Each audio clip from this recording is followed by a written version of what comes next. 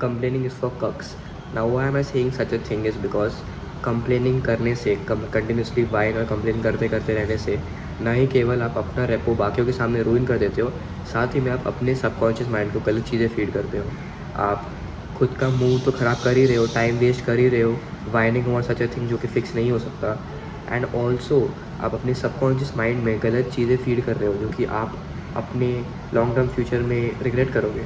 तो चलो हम लोग सबसे पहले नॉट सो ऑब्वियस से स्टार्ट करते हैं, जो कि आप अपने सबकॉन्शियस माइंड में क्या फीड कर रहे हो when you are always constantly complaining and whining over every single thing. Okay, so सबसे पहले हमको ये समझना पड़ेगा कि जब भी हम लोग कंप्लेन करते हैं, इसका ये मतलब होता है कि हम लोग अकाउंटेबिलिटी छोड़ रहे हैं, अकाउंटेबिलिटी किसी और पे डाल रहे हैं, खुद पे नहीं डाल रहे।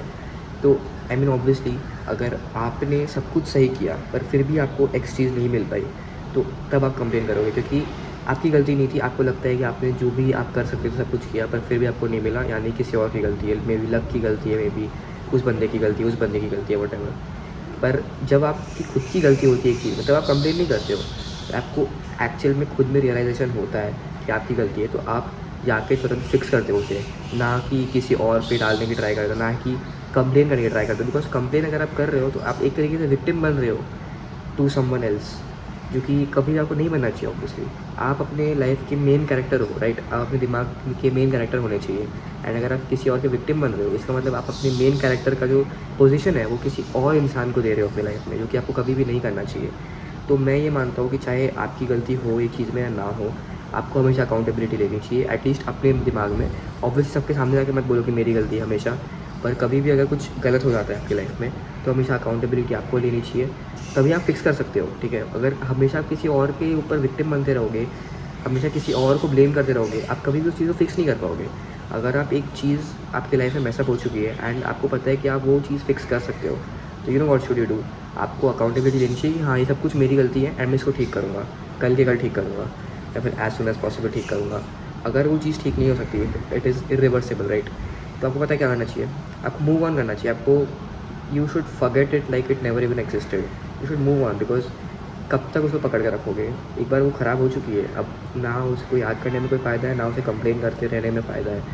फ़ायदा इसी में है कि आप उसे भूल जाओ और मूव ऑन करो उस चीज़ से। आप अपने खुद के ही सबकॉन्शियस माइंड में अगर ये फीड करते रहोगे कि मेरी लाइफ का मेन कैरेक्टर मैं नहीं हूँ, कोई और है, मेरी लाइफ का जो person with the power, with the responsibility, who can take charge, who steps up every single time is someone else, तो आप अपनी ही खुद की लाइफ में गिर जाओगे।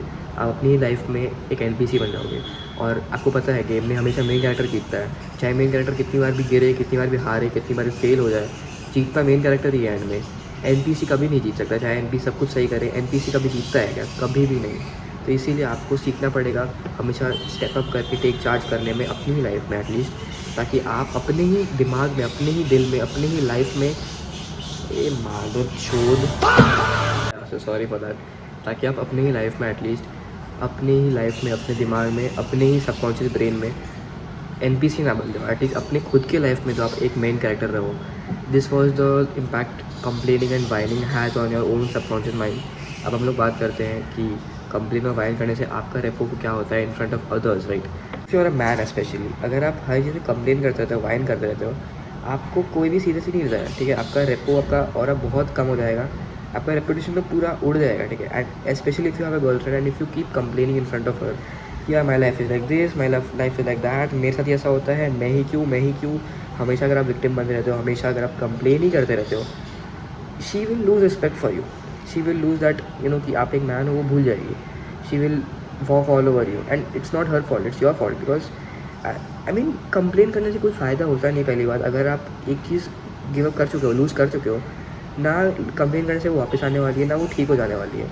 अगर आप उसे ठीक कर सकते हो उस चीज़ को, अकाउंटेबिलिटी लो एंड कल के कल जाके ठीक करो। एंड अगर आप फिक्स नहीं कर सकते हो, forget like it never even existed, just move on, it's as simple as that.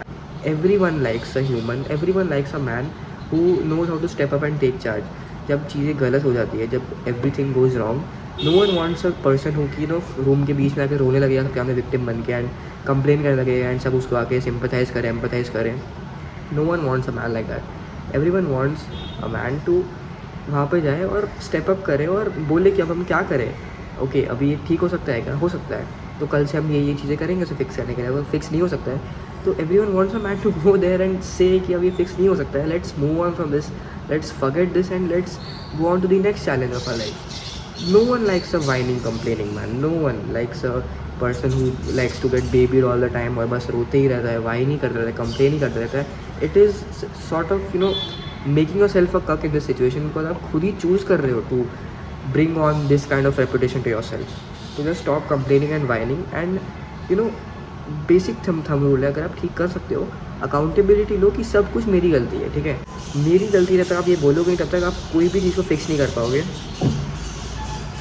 यार ये लोग क्या कर रहे हैं पता है जो. यार that is why complaining is for Cox's, because आप खुद के चॉइस पे कक कर रहे हो सबके सामने अपना रिपोर्ट आ रहे हो सबके सामने. You are appearing as if you are less of a man. तो yeah, that was my perspective and my point of view on why complaining is for cucks and why you should not complain and whine all the time and why you should take accountability and step up. अगर आपको ये video पसंद आई हो तो I will be glad. अगर नहीं पसंद आई हो, नहीं कुछ सीखने को मिला हो तो I will try harder next time. Till then we will catch each other in the next video. Thank you so much for watching this video.